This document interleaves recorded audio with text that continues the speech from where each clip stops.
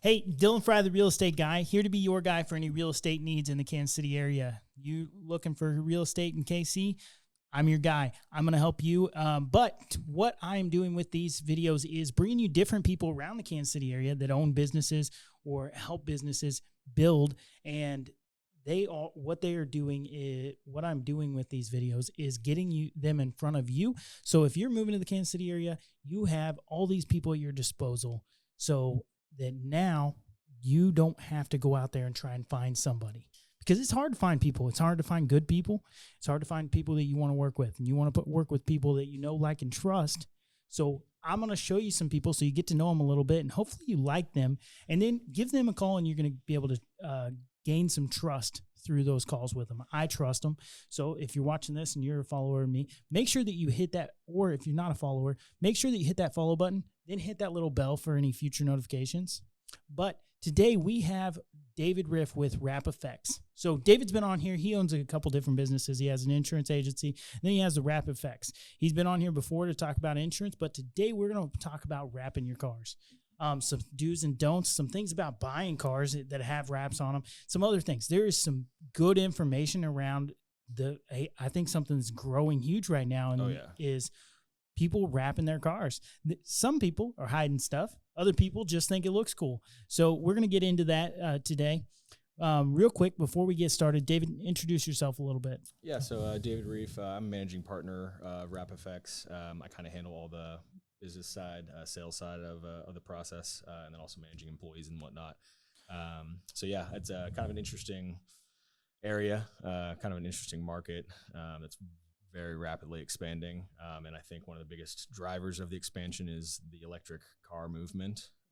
There's a $62 billion aftermarket accessories market for, performance exhausts, cams, all of those things are going away with the electric future. Correct. So now people are trying to find ways to individualize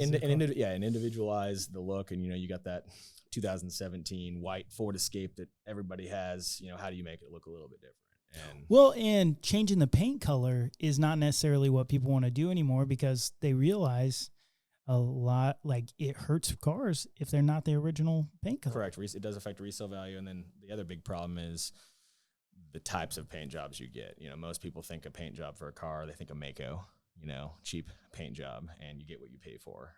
If you were to call a body shop right now, a legit paint job on a small SUV is going to cost $12,000 to $15,000. Yeah, like an actual one. Yeah, sure, you can go to Maaco and get it done for $1,000, but I have some horrible stories about customers that have done that. I had one with a 2018 Lexus. Paid, $1,100 to Maaco to repaint her car. Failed 6-7 months later. Clear coat, literally looked like a glazed donut. Was flaking all over her car. Oh my gosh! And she paid $3,800 to have that paint removed, just so we could wrap her car. So she should have just spent the $10,000 or $12,000 at the beginning to do it the right way. And I think people have that in general, whether it's with cars or anything, is you get what you pay for. If somebody's if somebody's willing to give you discounts, like huge discounts, you should be sitting there asking yourself, why are they giving me this discount? Correct. Because there's only a couple of reasons. One, they're crazy because they are underpricing themselves way too much. Two, they just suck. Or they need the business. They need the business. And that's the thing. We're booked out a month minimum all year round, and I don't need to negotiate prices with people. Like, my prices are the price. And I have people all the time. They're like, well, can you do it for this? Well, I got a quote from this shop. Go to that shop. That's what you're going to get, what you pay for from that shop. And I fix stuff from that shop all the time. So that's and some people, they'll take my word for it. And, some people, they'll just go find out the hard way. Well, and hey, you may be the one off that something doesn't mess up, or it's not talking bad about anybody else, but you handle yourself in a professional way. We are going to do things right, and we're going to do things once. Correct. And my thing is, I like to make clients for life in both of my businesses. I'd say over 20% of our revenue on the Wrap Effects side is repeat customers, because it's kind of like getting a tattoo. Once you get that first one, you're never gonna stop getting them. And Yeah. like that's whatever. I mean, I've had people that it's almost like a sickness that like infects their life. Well, And now they've everyone got they they've talk to has to have a wrapped car. yep, they've got their wrapped car, and now they're telling all their friends about it. And it's just an easy way to have a unique style. Like you can go different colors. I watch the stuff you guys put out all the time, which is the Rap Effects page. If you're not following it, go follow it on Facebook. Any other platforms that you guys are on? Instagram, yeah. Facebook, Instagram. Go follow it on Facebook and Instagram because you're going to see some pretty cool stuff. Yep, I'll say we do a lot of work for a lot of professional athletes in the area. I had a couple Chiefs players through this last year. I've got a Royals player on my my calendar already, and just talking to a new Chiefs player right now. Actually, on my way over here, who's wanting to spend a bunch of money while he's still in spring training, which isn't always the best financial decision until you get that contract. But hey, who am I to stand in their way of what they want? It happens. You know, that's the other thing is, dealing with VIPs and like celebrities, it's a whole different level. Yeah, it's a different ball game. Oh, it's completely different. And then, just not only from like the communication side of things, it's typically a telephone game. You're going through an agent. Correct. Through a person and then actually to the athlete, and sometimes, on the newer athletes, you get direct access to them because they don't realize that they should have someone handling their affairs. So it's just also kind of interesting just to see the difference between even how super successful celebrities handle their own affairs and how they spend money. It's kind of an interesting window into how the other side lives. Yeah, and so you get a lot of different interesting people, which I think is probably the coolest thing from your for sure deal is you get access to all these people that most people don't have access to. And it's the craziest range of things that are rappable and things that we've done. I mean, Larry Larson's race car just left our shop this morning, heading down to Oklahoma for Street Outlaws. That's awesome. I've got a 78-foot, $2 million yacht on my calendar that I'm closing my shop for a week, and we're all traveling down to Lake of the Ozarks, where this guy's paid $5,000 to have his boat taken out of the water just for us to wrap. Oh my gosh! It's going to take us a full week for 7 people there, so it's a pretty intense one. But unless you live next to the ocean or next to the beach, you never have access to a 80-foot yacht, and correct.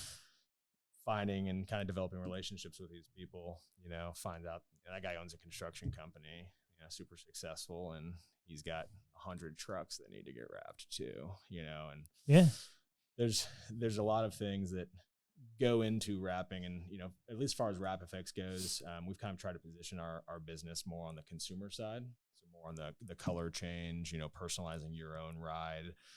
We don't do too much commercial work, mainly because of price points. Correct. It's a lot different when you're a business owner. It's hard to spend the money for really good wrap work. True, and see that's the thing. If you can get a cheap wrap on your transit van for $3,000, and I'm charging $5,000, like why would I go with them for almost double the cost? Correct, because now you're looking at a return on investment. Correct. And honestly, I feel like that's where my job comes into play, and to help you realize what it is you're paying for. And then especially for my service contractors, my handyman, my plumbers, my roofers, all those kind of things, your wrap is a reflection of your work quality, whether you realize that or not. And correct. As a consumer myself, anytime I have a contractor that I'm getting ready to pay them for services for, I go out and inspect their wrap. It's one of the first things I do. And it's honestly a great conversation starter. Do you think that's because you do wraps? Oh, 100%. 100%. Okay. And honestly, I was like, does the normal, like now I completely get if a guy shows up. I had this with a client. We got referred a handyman, and he showed up in this old beat up truck. And we were in a $600,000 neighborhood, and like walked up, wasn't very presentable, and he was like, "Yeah, we're not paying him." And not that he did any work for us. He's just like, "Yeah, no, we're not hiring him because the appearance." I mean, that professional. I mean, and that's the thing. If you're okay with a bad wrap job, or it's got razor blade marks in it and stuff like that, you're okay with it because it kind of portrays your message. The problem is your detail-oriented customers, or your engineers, your accountants, your doctors, the ones that really look at the fine details of things. One of them's going to bring it up to you. And then you better have that explanation ready of why it's okay for you to let this slide. Because as a consumer myself, if you're okay with that I can see, what are you doing when I can't see? And especially if you're going to be working on my house. Correct. You know, if that's presentable to you, what are the things that are okay to you that I'm not going to ever see? And that has, you know, I wouldn't say it saved me from a bad contractor, but it's opened a conversation with a contractor before that has led me to not select him. So it's honestly just a good conversation starter. But ultimately, you know, kind of at the end of the day, most of those business owners don't care, you know, and like they put that wrap on there for purely marketing, and any publicity is good publicity in their mind. And that's the look is, hey, if anything is good, but the thing that I find is I have mine on there, and you guys did it. But the amount of compliments I get, like, hey, this is one of the best I've ever seen. Oh yeah, this is one of the best I've ever seen. And then I'm like, yeah, because I'm the best out there. Yeah, that's the thing. That's most people realize. I get that reaction all the time, especially when I can convince a contractor to pay our price because it makes sense. Yeah. 100% of the time they are satisfied. Ecstatic. And they know exactly, like, holy hell, I'm so glad I paid that money because I understand what you mean now that I can see it. And once they see it on their own vehicle and it looks like it's the paint, and you really can't even tell it's a wrap. Correct. And that's one of the things where people are like, I didn't even like my car. If you ever see my car out there, it's red, white, and blue, and it's got my face on the side of it. But it like, I get all the comments all the time, and they're like, I thought you had a great car. Like, I didn't realize you had a red car. And I'm like, what are you talking about? I have a red car. And they think you just put the decals over the red car? Yeah, they think I put the white and blue on the red car. And I'm like, no, it's the entire thing's a wrap. And they're like, oh my God, that is good. Yeah. Well, and you know, think about it from like a house perspective, you know, the return on investment is actually one of the easiest things to measure when it comes to expenses of business owners is an undertaking, you know, as far as advertising. And, you know, as business owners, we throw a lot of money into Facebook ads, Google ads, you know, those things that are really hard for us to measure a return on investment on, but it just makes sense from a brand perspective. The thing about wrapping is, you know, especially if you're in a position where you're selling a service or a product, it's really easy to remember when someone brought something from you because they came up to you and asked you about your wrap. And, you know, if you land a client as a realtor from someone coming up to you at the gas station, like, that's really easy for you to make that connection. It's a conversation starter. Exactly. Like, and that's where when people talk to me and they're like, yeah, I just don't want my face on it. And I'm like, do you know I want to talk to everybody about your business? Exactly. Because here's the thing, I went to a country store the other day, which is and I went in, got a bunch of stuff, and the guy had to help carry out. It's in a small town. They've still got a carry out service, so he helped me carry my stuff out to my car.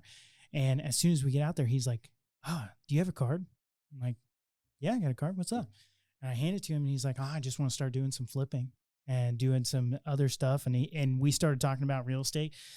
Talked about real estate for about 5 minutes, and he had to go back in there. But in that 5 minutes, I got his name, info, everything he's looking for. And now I'm going to start sending him leads. Yep. Because now I'm going to start working with him, talk to him. He does some other side work. So now I've got another contact for my investors that I work with. So like, that's the portion of it that people don't realize. And they're like, oh, I've got to find a, like, that's a terrible return on investment. No, it's not. You just have to be comfortable talking to every single person because people are going to ask you. Mm-hmm. It's like wearing your name, like wearing a Wrap Effects shirt. They're going to be like, oh, what's Wrap Effects? Well, that's why I tell people, even when you're wrapping your personal car, you know, I tell people a lot of times, like, are you an introverted person or are you an extroverted person? Because if you like talking to strangers or if you're in a sales role, yes, that flashy wrap is going to be exactly what you want. But if you're kind of an introverted person and you don't like talking to strangers, putting a flashy chrome wrap on your car is honestly a very bad idea. Unless, you know, therapeutic wise, I mean, it might get you out of your shell. But that's the one thing I've taken off 2 wraps in the last 2 years from the customer not realizing the attention they were getting. Correct. And they just they wanted it to go away. Yeah. Well, and you gotta realize, like, a lot of people love that stuff. Oh yeah. And they're gonna come up and comment on it.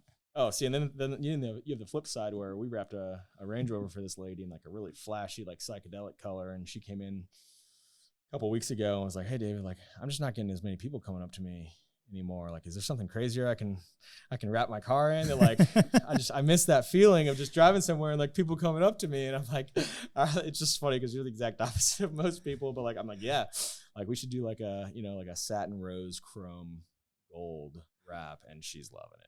My wife, Tabitha, gives me crap all the time because she's like, "You put your face on everything." I'm like, "Yeah, I like people to talk to me." I mean, and she is the opposite in most aspects, to where like when people come up to talk to us, she's like trying to sneak off to the side. Mm-hmm. And I'm like, and everywhere we go, she's like, "I'm going places with you." Like, it's hard because everywhere we go, you find somebody to talk to for 2 hours. Oh, I know. Heather tells me all the time. My wife, she mentions that, you better never get into politics because like I have enough of it right now where we go have plans and you see someone and like all of our plans are ruined. Which for the viewers, our wives are cousins and they act exactly the same. Yes.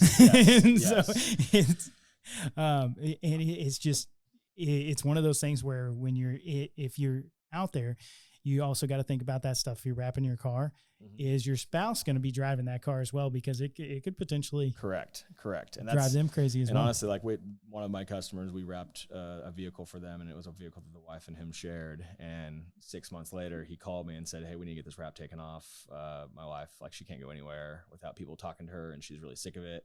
She like refuses to even drive this car." And so like, how quickly can you get it taken off? Well, we got it taken off. They got divorced 2 months later. And I have no idea what it has to do with, but kind of a weird coincidence. Yeah, he's like, this is. Yeah, so I would say if you're the type of person where you like to talk to people and meet new people, and if you're especially in a position where you can make money from meeting strangers, anytime I have a person that's in a sales role, even from like I'm doing a company wrap for that roofer, on his roofer truck.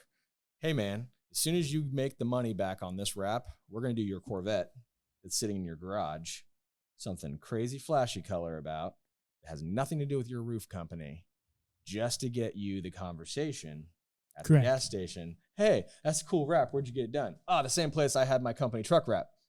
Boom. What kind of company? Yeah, it's a conversation starter. Exactly, and that's the thing, and that's actually kind of funny. Like you mentioned your vehicle and the face. Even when my tech was installing it, he was like, this guy knows his face is on the side of the car, right? And I'm like, yeah, that's the point. And he's like, I mean, what if he just like wants to get away? Like everyone's always gonna know that it's him. And I'm like, yeah, but I mean, you got to meet the guy. He could get a client, or he could meet a conversation, or the unknowns are just. I tell people all the time, and we've had this conversation a lot, but when it comes to marketplace, like selling other things, I always tell people when we first start negotiating or whatever, because anytime you're on marketplace, you're supposed to list high and they're going to bring you down on your price. Or whatever. Oh yeah. And I tell everybody, I'm like, hey, I am your worst. Like, you can try and sell me on whatever you want to give me for whatever I'm selling, but I'm your worst nightmare when it comes to this stuff. Because every single time somebody comes to pick something up for me, they see my car, they see my billboard, they see all these different things. And now it's just, I'm getting into their mind. And I've picked up 2 or 3 clients just from buying stuff off of Marketplace or et cetera. I have a Facebook Marketplace folder of clients at my Goosehead agency. I mean, my Rockstar employee, Keenan, I met him from Facebook Marketplace, buying a tennis racket from him and having an hour-long conversation with him in the parking lot at his job, finding out how kind of disgruntled he was with his cubicle life. And, that's the type of conversation that led to, he just celebrated, yesterday was his 2nd year anniversary with me, 2 full years. And he's very successful now. I mean, he's completely paying himself off. He's in the positive every month. Yeah. And he's awesome to talk to. I talk to him all the time, in terms of referring him clients and different stuff like that.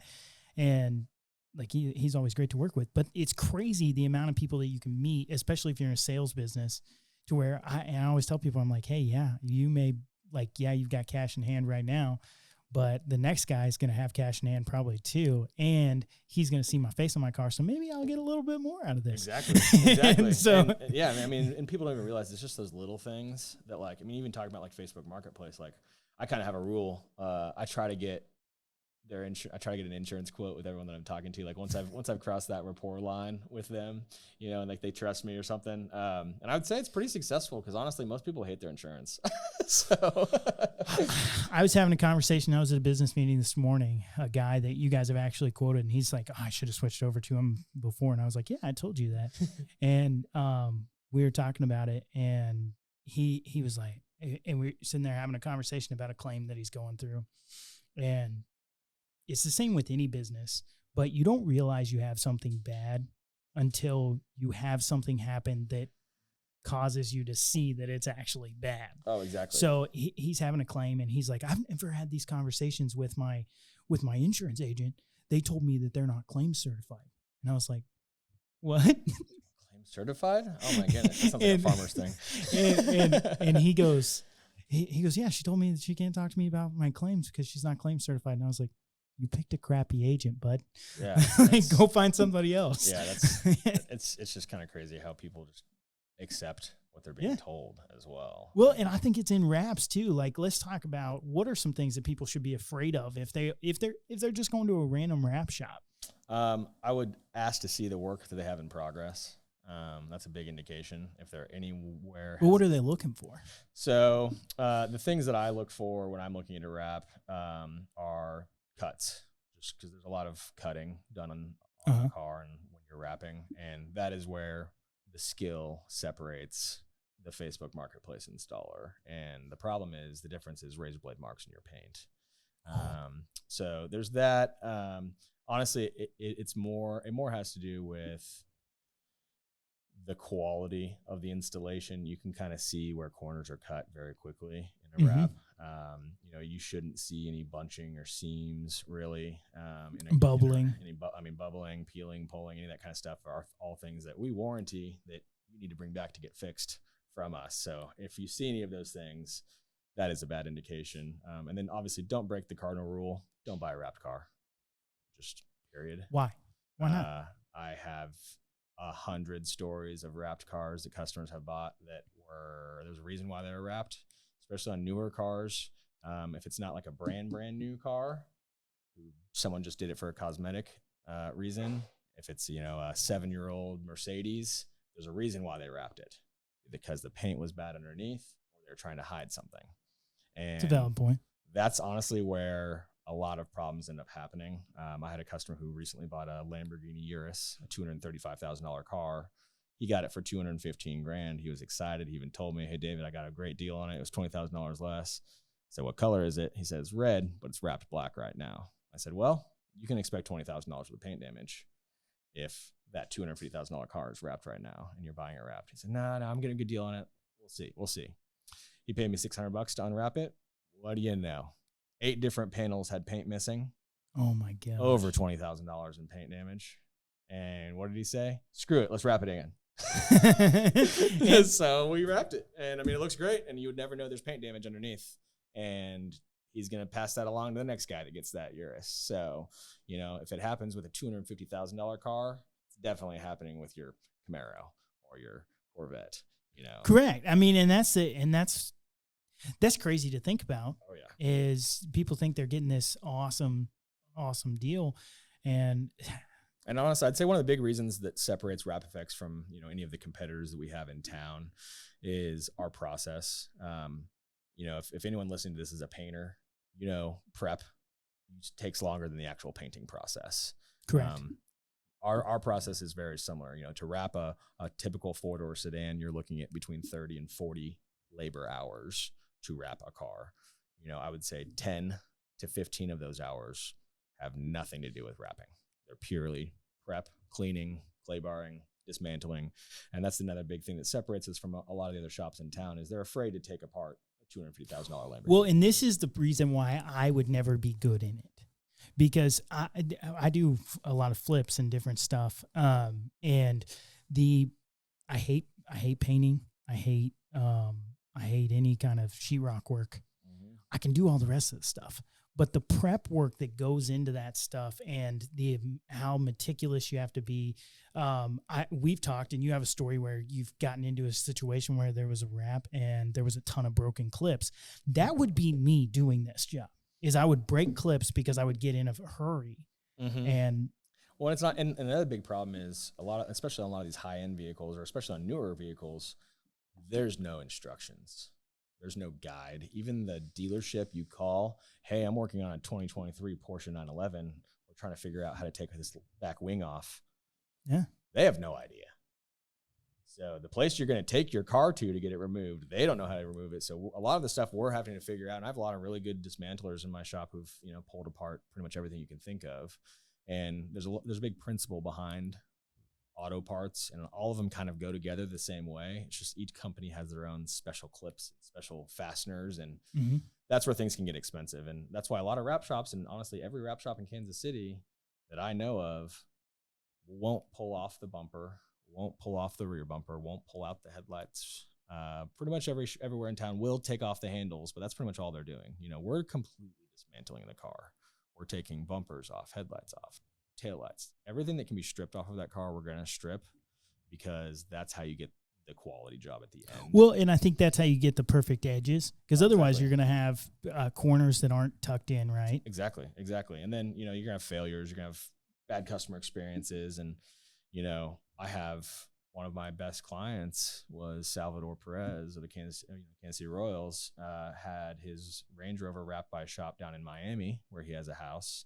And it was tragic, the things that they did to his car, like epoxying aftermarket body panels to the factory paint on a $100,000 Range Rover, or, adding a hood scoop to the hood, epoxying it on, and it not even being straight.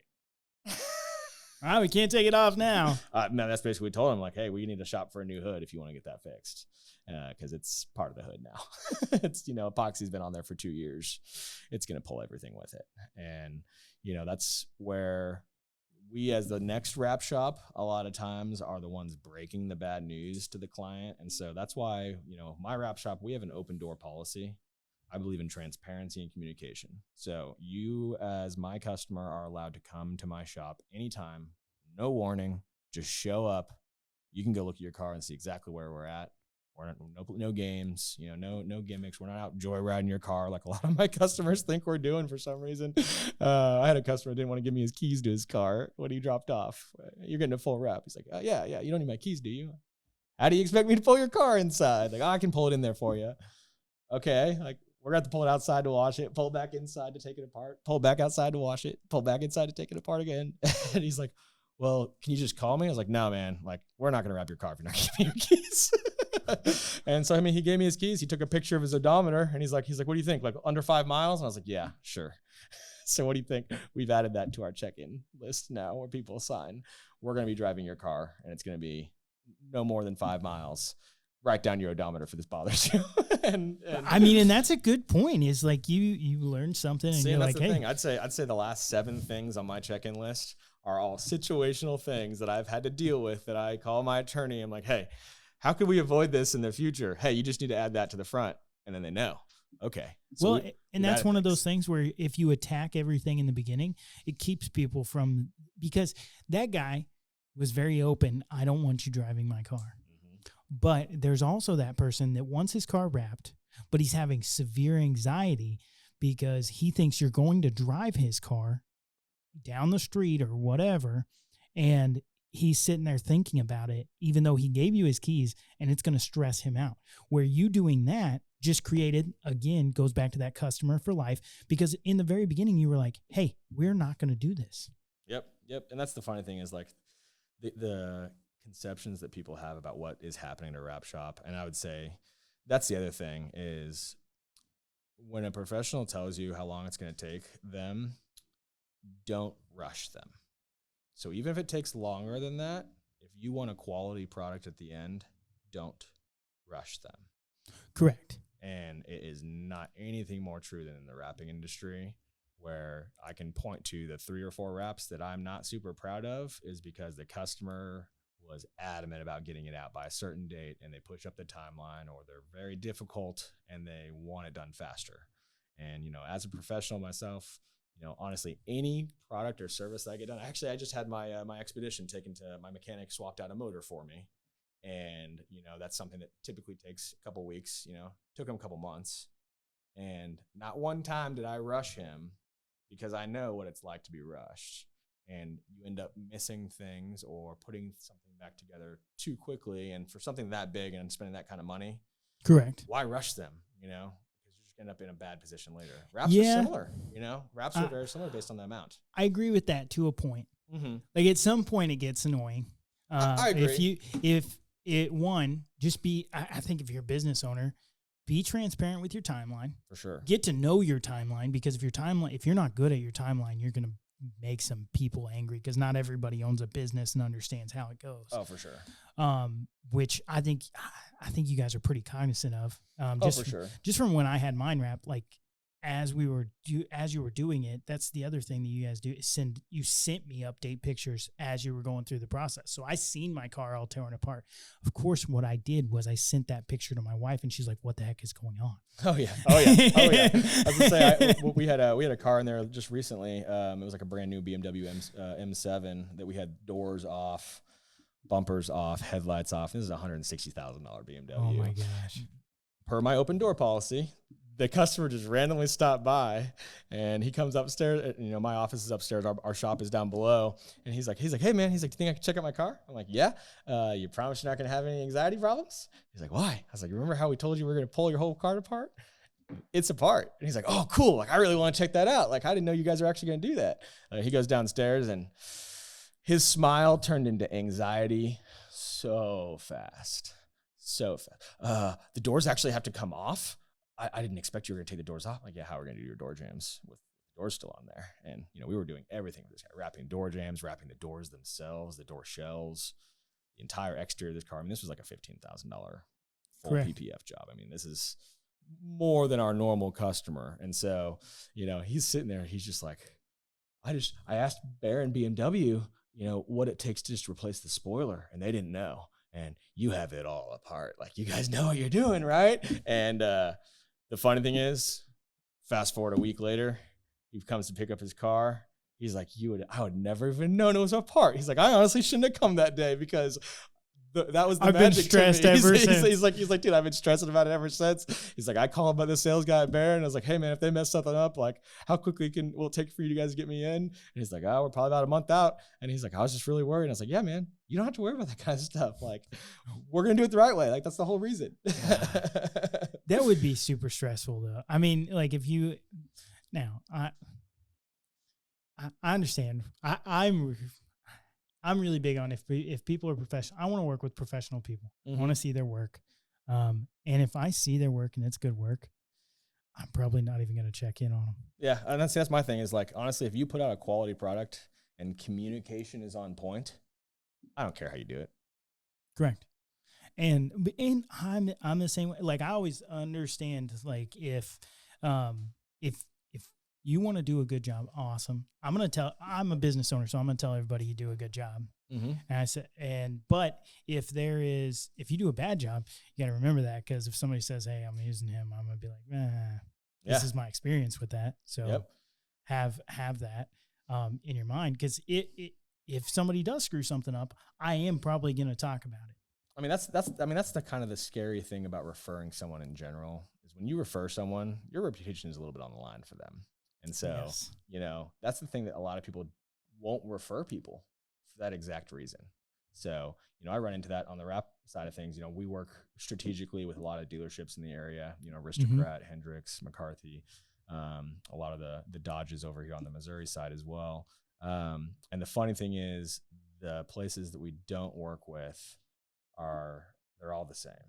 And it's because they want things done their way, on their time frame, at their price. Correct. And that's not the way the world works. And it's just, it's funny, because you would think dealerships that are doing, millions of dollars a year would understand the vendor relationship. And honestly, those are the ones that I run into the problem of. I think you have a lot of people just in general that struggle with referring. I talk to real estate agents all the time that are like, "I don't want to refer anybody because I don't want that falling back on me." And I'm like, I'm not telling you to use these people.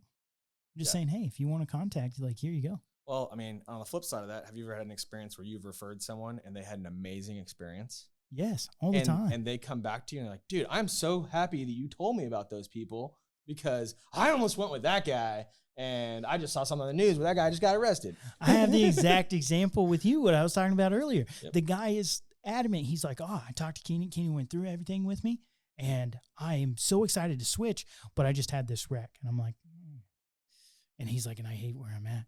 And he's like, he's just from the knowledge that you guys gave off before even getting into it on the insurance side, like he was like, it's where I want to be. Yeah. That's why I referred them out to you. Yep. And that's what I always tell people when I refer them out to anybody, I say, hey, you can call them, ask them, talk to them, bring up everything that you have concerned about, because they're willing to talk to you. I don't normally refer people if I think they're going to be standoffish or they're, or they're going to treat my referrer poorly, you know? Correct. Yep. So, and then if you have an issue with them, shoot me a message. Because guarantee who I'm going to message as soon as you message me. And a lot of times I screen. We had something like that recently. We did. And as soon as they message me, all I do is I screenshot it and I send it to them, and I just send the W2F. Yep. Hey, what's going on here? And in a perfect example, in your situation, without naming names or anything, you know, you had a situation with a client that you referred, and I had no idea that there's even a problem going on as the agent, you know? And so that's the other thing is a lot of times the business owner doesn't know what's going on with the employees, and just bringing it to their attention will fix the freaking problem. Yeah. And that's where I think a lot of people get anxiety is they're like, I don't know. And now they're mad, and now they never even tell the person that the company that they're upset with, like they'll just cut people out of their referral group because they had a new provider, and they'll just start referring them. They won't even tell the other person why they stopped using them anymore. Correct. Yep. And I'm like, no, just address the situation. If it happens twice, there's a different issue going on here. Yeah. I mean, 100%. Like, if this is a persistent thing, okay, now I'm going to be like, hey, I'm not referring you because this is happening. Yep. But if I'm referring you out and you're taking good care of people, and then this one off has a bad situation, and I'm like, what's going on here? So I'd send you the message. Now, here's the thing. I'm normally pretty transparent with people. I'm like, hey, I'm going to go to bat for you. So I'm going to say, hey, what's going on here? Yep. I mean, and that's the other thing on the wrap side of things that a lot of people don't realize is we provide a lot of support after the wrap. So we have a mandatory 30-day checkup where you have to bring your wrapped car past our shop for us to check everything over for you to keep your warranty going forward. And that's a great time for us to have a conversation with how you're cleaning it. You know, what are the struggles you've been having with getting it clean, or, you know, issues? Do you have any questions about certain type of chemicals or things? You'll bring your quick detailer in that you like to use, and we'll just make sure that's a good one to use. And, you know, it's that next step education piece that I already have your money. Like, why would I make that investment? Dude, that's the little step. That's the little secret sauce that makes people super happy about the experience. So I do similar stuff in the real estate side. Is if I have a buyer that's buying a house, I always I give them about 2 weeks, and then I call them. I say, hey, how's everything going? Do you like the house? Is there any issues, any concerns, anything that like happened that could have been prevented? One, because I want to know for the next buyer. A lot of times there's not anything I can do for it, but I want to know what's going on so that if something does happen, like I can bring that up. But I told an agent, like it was, I was talking with an experienced agent. It was like, hey, I called them. Oh, they're not happy about this situation. He was like, well, your first mistake was you called them after they bought the house. And I was like, what? And he was like, yeah, you never want to call them after they bought the house. I'm like, you want to talk to them like as time goes on, just like, but you don't want to ask them like, what are they thinking of the house? Because then they're just going to tell you everything that's wrong with it. That's not been my experience. Yeah, as I say, honestly, most of these people have been trying to find a house for a long time, and they're just ecstatic to have something. I called a guy last week. We looked for a house for a year, and he went to multiple open houses and all these different stuff, and we had thought about making offers, and then there would be some little stuff that was concerning or vice versa. And I called him last week because we finally closed on a house, and he was like, man, I don't know why I waited so long. And he was like, I just love it. He's like, now that we're in this house, I got so much more space. And just hearing how ecstatic he was with where he's at in that house process now. Like now he's got his house and his family's a lot happier just because they were living in this two or 3 bedroom little condo or A townhouse or something. yeah, it's like a townhouse, and then now they're in this 5 bedroom with a lot of area. Freaking It's a mansion, nice probably. house. Yeah. He's like, I don't know how we ever lived there. Yeah, I mean I get that a lot too. Just with people that have never owned a house, that as soon as they get into it, they're like, "Oh, this is why people own houses because Yeah. it's not all tight next to your neighbors and stuff." Now, I always tell people if they're buying a house too, I'm always like, well, when you don't like this one in 2 years, we're going to resell it. So we got to make sure we got to make sure it's going to be a house that's going to actually For sure. Gain in value, because you're going to want to. Well, a nice little segue there on the wrap side of things. One of the big things in the market right now is architectural wraps. So replacing all of your kitchen appliances or countertops or cabinets with vinyl. And they have textured vinyl. I can make your entire gloss black appliance stainless steel with wrap. They have a stainless steel brushed stainless. They have anodized stainless. Are you guys getting into that stuff?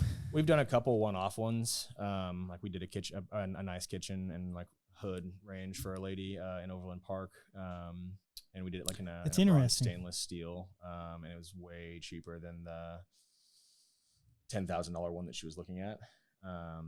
And yeah, as I say, another recent one that we're exploring right now, we've actually got a couple bids out on right now, is hotels, refinishing the room, basically replacing the old wood look in the room with something new. And so Correct. Doing the headboard behind the bed, doing the coffee tables, doing the actual doors that enter the rooms. That's a whole nother it's a huge business market. line. It's a huge market, and it's honestly one of the fastest growing markets because of the ability to change it. Yeah. And you can, 10 years from now, you can swap everything to marble. And 10 years from then, you can swap everything to anodized steel or blued steel or titanium or like literally any finish you could think of, they can create. I think that's going to create a nightmare. I mean, it definitely can. In my mind, so what we were just talking about with don't buy a wrapped car. Mm-hmm. Oh my God. Now we're talking wrapped countertops. Yep. But again, the nice thing about wrapped interior stuff is it's not exposed to the sun or the UV like car wrapping is. So the lifespan for interior wrapped things is quite a bit longer. Well, yes, I would agree with that. My thing is there's going to be some wrap shops out there that are like, or some people out there that get into this niche and are like, hey, I can make a ton of money. And they'll wrap anything. Yep. And like, I think that's one thing that, like, where you're talking about don't wrap a bad car. You and I talk a lot, and you're like, hey, you need to do this before we wrap your car, just so that the wrap looks good and et cetera, blah, blah, blah. But some wrap shops are like, yeah, we'll just wrap over that. Now that damage is underneath and somebody buys that wrap, they're going to have that. So you're going to have people that have bad countertops underneath a wrap that makes it look good, and they're going to sell it, and then they're going to buy it, and it's going to have soft spots. Yep. Well, and honestly, it'd just be a good rule to follow. If it's wrapped, plan on replacing it. Yeah. I mean, if you get a good deal in the house and everything's wrapped, great. Call me. I'll change all that wrap out. Something you like instead. That'll be cheaper than replacing all of that stuff, which is probably why they wrapped it to begin with. Correct. And that's the other thing is, if you're really close on a DTI or situation, you're right at the top of your budget on that house, but the cabinets or the countertop are tragic, and you don't want to spend $2,000-$3,000 on new cabinets or new countertops. I mean, you're talking $200-$300 of the material for, a large countertop in a kitchen. Maybe $200-$300 for time, labor. So, $500-$600 completely redo your countertops. That's intriguing. And they have basically every finish you can think of, from marble to quartz to stone. They even have like felt and leather, and they probably even have freaking like tree style or like the actual. That's going to be wild, the amount of stuff and the amount of training that's going to have to go into that for agents in purpose. Yeah. Oh yeah. So being able to identify what's been wrapped and what's not is going to be a new challenge. Because you tell somebody, hey, these are marble countertops. Now, here's the thing. If you're out there and you're wrapping stuff, don't wrap stuff with the mindset of deception. because if you do deceive people, we do have seller's disclosures. We do have stuff. If you are making those improvements or those like not making improvements, but it looks like it's supposed to be an improvement, that could lead to some hairy lawsuits, and you don't want that. So be honest on it. But I just think some agents are going to fall to the fact of they didn't even realize that it was wrapped. That's the problem, is a lot of customers are going to play naive to the fact that it's wrapped, because maybe it got wrapped before they bought the house. And, you know, I'm not sure. It's like my countertop. I don't know. Well, that, yes. Or the person puts it in the disclosure and the agent didn't even look at it. Correct. Yep. And or just refers to it as new countertops. Yeah. Or new backsplashes. This looks awesome. But it's really just you vinyl wrapped your backsplash, or you vinyl wrapped your current one. It's not a new one. Correct. Or the situation where there wasn't proper mold remediation or something like that. And exactly. Yeah, that's an interesting market that seems like it could get pretty hairy. Oh, we're going to be talking about it a lot in the next couple of years. I can guarantee it.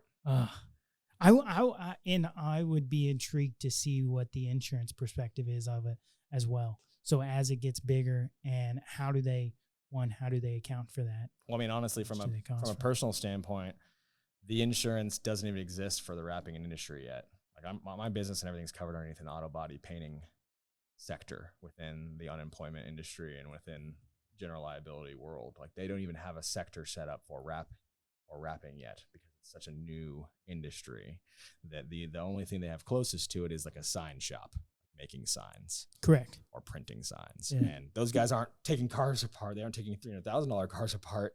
And so that's why we had to go the auto body route on our general liability, to give us that garage keeper's liability, and to give us the protection to cover our customers' cars no matter what happens. You know, even if that's us driving it around the building, or, you know, someone coming in and stealing it, or the whole building getting destroyed in a tornado. You know, there's a lot of different insurance coverages that you have to have in place that a lot of shops just don't. Well, and I think that is something that people aren't going to realize. Mm-hmm. Why is that price? Like if somebody's giving you a price that is super cheap compared to the other person, you should ask two people why.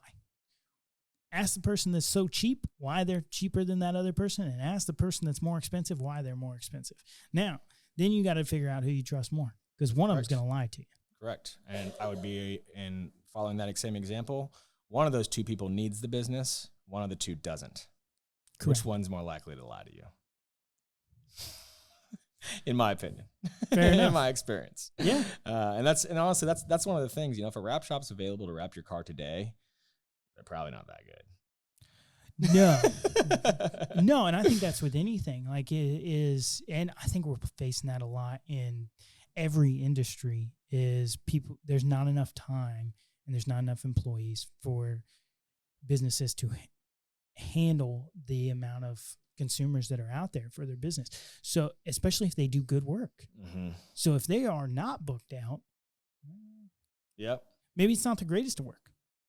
Now, if you're flipping houses and you're doing stuff, sometimes you don't need the greatest of work or whatever. But if you're going to be there every single day, like, you want to make sure that you're getting the qualified people. So wait that 30 days. Yep, exactly. And then just, I would say, like any contractor, if you can actually see them working, doing their job, and see a finished product that they've created. You know, if you are getting ready to hire a carpenter and you can go to his studio and check him out building a chair, you can see a finished chair he's already done with right there. Correct. Might make you feel a little bit better about the chair you just bought from him. It's kind of the same thing with wrapping. You should be able to go to that shop and see whatever the hell they're working on. Get in there, ask them questions about that. Why'd you do it like this? Why'd you do this way? Do you do this with every car? Ask all your questions. And if every one of your questions is answered before you left, that's not the place you should go. It's not the place you should? No, you should have every question answered. Oh, if they're not answering. Yeah, if they're not answering your questions, they're saying I don't know, or if they're getting around the topic, or hey, why'd you use glue on that wrap or primer? That's one of the biggest things that wrap shops do, is they put down, it's almost like a rubber cement they put on your paint before they wrap it, which basically makes sure that the wrap doesn't come up. Well, how hard do you think it is to remove the wrap with that stuff on there? It's dang near impossible. It's impossible, and we have to rubber eraser wheel the entire car. Yeah. You pay the labor rate for it. Well, and I was watching somebody put down a flooring. Got into a rabbit hole watching Facebook, reels, and this guy put down this flooring and was putting this like you can tell it's a sealant. I don't know what kind of sealant it was, but he was putting down this sealant and then put this laminate over the top of it. Yeah, the laminate's never going to move, but you better hope that you never have to replace it. Oh, get a jackhammer. Yeah, that's what I'm saying. Like, yeah, that's the things that I've done it. You have to use an oscillating tool and just sit there and go back and forth on this glue and just get it all up. And a lot of times, like, you're chipping into the wood, so now your floor has like odd spots in it, and it's like in houses you can find that type of stuff all the time. I think cutting corners is honestly, it's one of the best job securities that we have in the industry by doing things the right way, is because for every shop that does things the right way, there's 10 of them that cut corners. And so you're always going to be fixing mistakes. All those jobs get fixed. And I have a rule. I'm not going to fix another shop's work. I'm only going to replace it. So I'll unwrap it and I'll rewrap it my way, but I'm not going to fix their mistake and let them take credit for it. Well, I think that's the similar with any industry. You're not going to want to fix their mistake. You want to do it your way. I think that's huge in every single industry is, like even in real estate, like I want to do things my way. I market houses my way. Yep. I work with buyers my way. We have our process. These are the things that I go through with my people because this is what works. And, I think only someone that's done it over and over again is going to learn all of those things, and we're still adding things to our checkout list all the time. Like within the last 3 months, I've added, that you have to notify your insurance agent anytime you have a wrap. And that's to absolve us of liability because we had a situation come back where a customer got in an accident and they had Geico or something, and there's no coverage for the wrap unless you tell your insurance company that you have that accessory. And they didn't know that they had to tell their insurance company. People don't know they got to tell their insurance companies a lot of things. Everything, pretty much.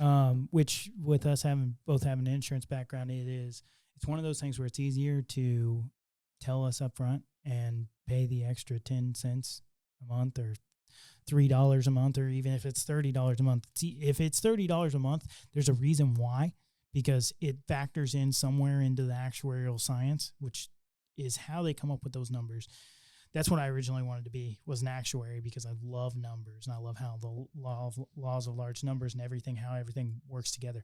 But there's a science behind it. Oh, definitely. So if it's $30 more, there's a reason, because it comes up more often. And you should at least hear why it's more. A lot of people, they hear my prices. Okay, thanks. Hang up. Hey, do you know why I'm $1,000 more than the other shop that you just got a quote from? We use a completely different material that looks way better. We take everything apart and we warranty our stuff. Yeah. That right there, in my opinion, is worth the extra $1,000. And here is my thoughts on why people don't listen to that all the time, is because the amount of times that people charge more, and like in the insurance industry, I know this, for example, or et cetera, is I used to have this with team members. I would say, hey, you have to tell them why you're more, but they would get on the phone and then they'd get asked and say, well, why are you guys more than the other person? They'd be like, well, because we're better. And nobody wants to hear that. Like, that's not, I'm not going to give you your money because you're better. You need to show me how you're better. Tell me how you're better. They say these cliche things. Oh, you get what you pay for.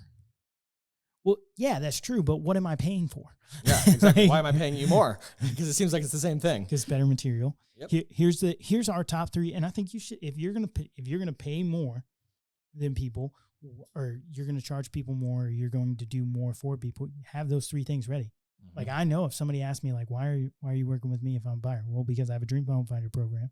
I'm gonna find you properties that necessarily aren't on the market. Yeah, I'm like, these properties aren't for sale yet, but I'm going to go find them. Like, that's why buyers should work with me. It's because I have a Dream Home Finder program where I go out and find them a home. A lot of agents are just looking in the MLS. Yep. Or just sending the MLS, not even looking.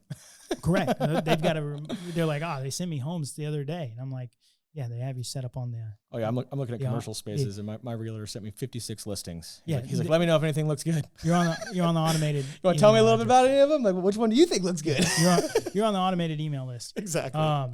And like on the selling side, like, hey, I use a target marketing approach. I'm going to go find people that want your house. I'm not targeting everybody, because people, what they'll do is they'll put it in Marketplace, they'll put it on Facebook, they'll put it out there. Hey, here's to everybody. Well, not everybody wants to buy your house. Heck, they may not even be able to afford your house. Exactly. Don't you want to weed through all those price kickers, tire kickers, and not waste all your time with all those people that can't even afford to buy a house? Correct. That's the same thing on the wrap side. I get people that I can pretty much tell you 30 seconds into a conversation whether you're going to get a wrap with me or not. Just with the questions that you're asking me about the wrap lets me know what your understanding of the wrap is. And I would say the most common misconception is that it's going to be under $1,000, because it's not. The material alone is around $1,000 to wrap a car, and it's not going to happen in one day either. We book all of our full wraps for Monday to Monday. We spend the first 2 days, Monday and Tuesday, disassembling and cleaning your car. We don't even wrap until Wednesday, because the first 2 days, it takes forever to get a car perfectly clean, and we have to pull a car apart. Everything, bumpers, headlights, taillights, handles, mirrors, everything comes apart. We wash it again. Right before we wrap it, we wash it. We hand wipe everything down right before we lay the actual panel. There's so much that goes into the prep process that other shops skip, that you only see in the final product. Well, and I think it's huge to hit on your background of where you came from, because before you got into this wrapping stuff, you were still doing insurance, but you were also cleaning trucks. Yep. Pressure washing company. Yep. Yeah. So you had a pressure washing company, which is, isn't this how you got in line with this guy? Yeah. Yep. You guys started the business. That is that's a huge asset of that, is not everybody technically knows how to get this thing perfectly clean to do that. Now you guys have processes in place to where everything's perfectly clean. There's no hiccups. That way, when you run your hand down it, you don't feel this bump because they left this dirt clot on. Oh, if you can see it, if you can feel it with your hand, you'll see it under the wrap. Cardinal rule. If you can feel it with your hand, you'll see it under the wrap. So everything has to be perfectly smooth. So if you have little pieces of tar or a little piece of hair underneath the wrap, you're going to see that hair there forever. And if you ever tried to install one of those screen protectors on your cell phone, Yep. You know how hard it is to not get a piece of dust underneath there? Correct. That's our job. So you got to make sure there's nothing and try doing it on underneath the size of a hood to not get a piece of dust under there. Yeah. And that's what people don't realize, that like it's an art and a science to do this correctly, because there's only so much heat you can apply to material. There's only so much stretch you can give a material before it fails. And every car that we are wrapping, I order just enough, typically material-wise, because we don't really make mistakes very often. So when it happens, it's pretty detrimental, because we have to sit there and wait for a replacement material to come. Correct. But that's also the a main reason behind choosing quality materials too. I'm not gonna throw shade on all the companies, but Vivid is the one company that I refuse to touch in my shop because of all of the bad experiences that we've had with it. And that was in the first year, from pulling up paint on a Cadillac, oh my gosh, to failing and causing a customer $3,000 in paint damage that was just adhesive that basically molded into their clear coat and turned all their clear coat yellow. Oh my gosh, on this car. So, I have customers that want to bring their own material in to have me install, and that's a horrible idea. Don't buy your own material and take it to a professional. Use their stuff. Because I don't know how long you've had that material sitting in your garage. What happens if it's been sitting in the back of your truck for the last 2 months? It's been 100 degrees out here. That material is not designed to go above 80 degrees Fahrenheit for longer than 5 minutes. So as soon as it does, you need to be laying it.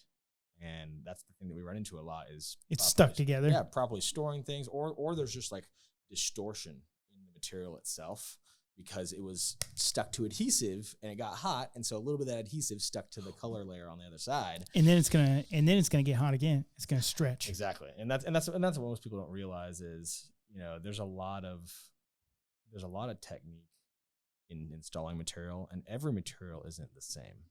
There is definitely a world-class material versus a cheap Chinese brand, and an Alibaba or an eBay brand. That's the thing I get a lot is TikTok kind of ruined wrapping for a little bit, because there was a huge trend around this neochrome wrap that's an absolute junk quality Chinese wrap that destroys everything it touches, but it looks really cool.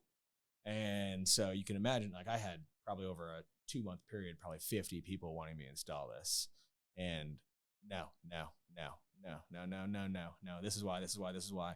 I had one guy that was super adamant. He said, hey man, like I own a body shop. Like if I need to repaint my car, it's fine. Like it's not a big deal. Like I really want to do this wrap. And I don't want to be associated with when that paint comes off. Even if you told me that you're cool with it, the guy you sell that to might not be. So I don't even want any part of that because I know what it's going to do to that car. And I saw that car driving around a couple months later, wrapped the color that he wanted.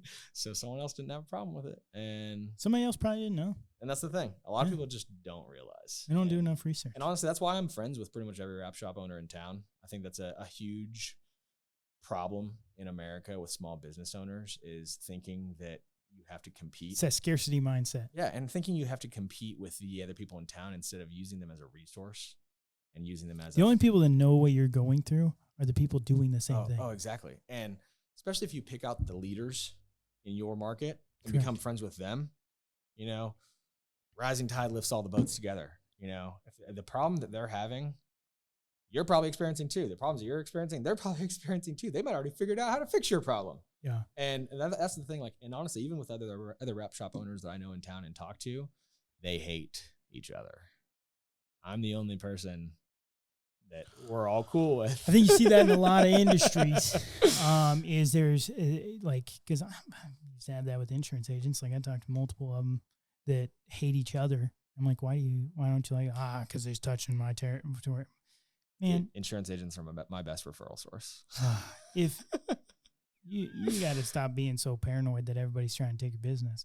Like it's like go out there and create more business. The people that I see that have problems with people stealing their business are the people that are not doing the activities and the things on their own end that would get them the customers that they're wanting. And they're Correct. thinking they can cut corners. And that's the biggest problem is for you to build a business with quality, it's going to take time. And you got a lot of these newer agents that think that, hey, if I do this one thing that this agent did, like I'm going to get that immediate success also. Like, Like, no, it takes a lot of time. Yeah. And like, that's the other thing is like, you know, the barrier to entry. And you don't know, like, and that was always my biggest thing that I used to tell, because I did a lot of training when I was in the insurance side, and I do a lot of training with newer real estate agents, even though I'm technically a couple years into it, but I've been around the real estate game for a long time. I've been flipping houses since I was 18. Like, I know what the process is and how to go about it. And I have a ton of contacts and different stuff like that. That's what I do. But when training people, I always tell people like, hey, like it's awesome that you're getting this training piece from this person, but unless you're paying that person, and sometimes even if you are paying that person, they're not giving you everything that they're doing. Mm-hmm. They are only giving you the stuff that they think is like sometimes if they're a really good person, they're giving you the stuff that they think is the reason why they're successful. Mm-hmm. And if they're a bad person, they're giving you the stuff that they hate to do. Or the stuff that they know doesn't make them successful or that sucks their time. And correct. Yep. But then when you really dive into them, like I think the only way to really learn how somebody is successful is go shadow them for 2 weeks, just say it, or a month or whatever, because then you're going to find out everything they're doing, because it's that little phone call they made here. It's that little thing they did here. That's something that you're not doing. Mm-hmm. Like, oh, well, I did the same video. I did the same thing. I did this. Oh, I put this same home. I priced this home right. Why didn't it sell? Yeah, but did you set up the auto reply on your Facebook Messenger that has your cell phone number on it and says, hey, I'm away from my office right now. Call me on my cell. Oh, shoot. I should do that? Dude, yeah. Yeah. Just those little things that like, yeah, people just don't realize, or they just think that success is easily duplicatable. If you see someone, that's the problem is if someone creates a successful way, that's the last time typically that way was successful. Because for the most part, everyone's going to try to copy that. Correct. So now you have more people in that. Yogurtini is a good example of that. Yeah. Okay. Yeah. Now you have more people doing that same thing. So it's a less successful thing. But here's the thing is like, I agree and disagree in that point, because I think it is not going to be the last time it's successful, but it is going to be the last time it's successful very, very quickly. Yeah, for sure. Because unless someone figures out a new way. to do it Correct. quickly. Exactly. Correct. But that's the thing is people will find this. And if you're constantly chasing that quickly thing, that happens once in a million. But if you do the things that, like, go find people that didn't get success overnight and their long-term stuff that they were doing. And everybody's chasing the success overnight. But here's the thing. Even if you do find that person that had success overnight, if it is repeatable, then do it. But don't expect the same results. Oh yeah. Like with what we're doing here, like me educating people and pushing that stuff out there, like I'm not necessarily expecting to make $2 million tomorrow from doing all this stuff and getting things in front of people. But I know this is a value add that I can do because I've been around so many different business owners and I know so many different people that I want to add that value to people, and it's going to come tenfold. But some people will say, I'm going to do this, and in 3 months, I should be making $500,000. Well, the top 1%, I think the bottom of the top 1% is 474,000. So unless you can make it into the top 1% of income earners in 3 months, you're probably not going to be making $500,000. Yeah. And I mean, that's the funny thing. Everyone thinks making $500,000 is like the end goal in life. Honestly, dealing with those people on the rap side who have that kind of money and who have that kind of income, dude, they got all sorts of different problems that I don't experience, that I never even realized that people have when they have money. I heard that the other day I was listening to a podcast, and he was talking about since getting money, like if you look at the people that really have money, like billionaires, millionaires, they're spending $20,000 to $30,000 on security a year, or like the billionaires are spending hundreds of thousands of dollars on security a year. Their family can't go out without a security person. Like that's like okay, that's a, I mean, because they're a paycheck to someone that wants to take them. You know what I mean? And that's the thing. Like, because now they're worried about them getting kidnapped. Yeah. Well, I mean, there's so much stuff going on out there. Yeah. Just do what you love to do, and be very and help educate people. And do your homework when you're buying something. Like, actually, like, listen to the person that's trying to teach you about it, and like actually take what they're saying seriously, and then like, or test what they're saying, you know, and see if what they're telling you is the truth. And that's the one of the things I think a lot of people, even on my insurance side, on my RapFX side, like people just hear you say something and they just believe you. Correct. And so if they're just believing me, shit, they're probably believing everyone they call. So everyone else in town that they've gotten a quote from before me has told them a whole bunch of really wrong stuff. Well, that's one thing that's one thing you have to watch with anything is like, I listen to a lot of podcasts. I try to do my research on stuff, but I hear stuff all the time, and I'm like, I heard this the other day, like the people are doing that stuff, but is it actually true? Like you've got to do a little bit of research. Oh, for sure. Now, sometimes I'm going to say stuff like the whole 1% thing. I heard that on a podcast the other day too. I don't know if that's true, but it's a very good analogy. Yeah. Like, don't overstress yourself with trying to be in that 1%, because again, it's the 1%. I mean, and you're going to be chasing that forever. Like learn contentment, like learn to be happy with what you're doing, or learn how to get better at it. That was one thing early on I struggled with. I was like, I don't know why these people get content. I don't know why these agents get content. Like, why would you ever want to stop being the best of the best?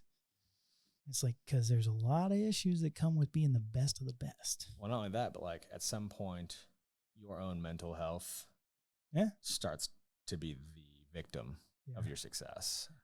Man, we can go on all day long. If you were looking to get your car wrapped and you really want somebody that's going to educate you on the process, I'm not saying you got to choose them, but call them, because they're going to educate you on how. Go look up RapFX. Look at the work they've done. Talk to them about it. If you don't like my prices, I'll give you some vinyl to go try at home yourself, and you'll understand why I charge what I charge. And I think that's his go-to-market pitch. Yep. Let them show you why, because that's a huge thing. You got to find business owners out there that are willing to show you why they're more expensive or why they charge what they charge. Exactly. With that being said, if you like this video, if you grabbed a lot of stuff, we talked a lot about everything, like not just raps and different stuff like that. We talked about business in general, how you guys should be doing it. That's why I surround myself with business owners, is because you are constantly hearing different stories and they all relate. Like if you're out there and you're trying to create a business or do something, talk to a business owner, ask them what their struggles are. Look out for those business owners too, because they're struggling. There's a lot of struggles going on. And like, I just think that's one of the biggest benefits of this conversation we just had. And I really appreciate you coming on. If this is your first time on the channel, make sure you hit that like button if you like this video. Also subscribe to the channel so you'll get future notifications of any videos that we're doing. Make sure you hit that little bell. That's how you'll get the notifications, so that you get those notifications when I have different people on here, different business owners that are able to help you with your move to the Kansas City area. Yep. I appreciate y'all. David, I appreciate you as well. Definitely, man.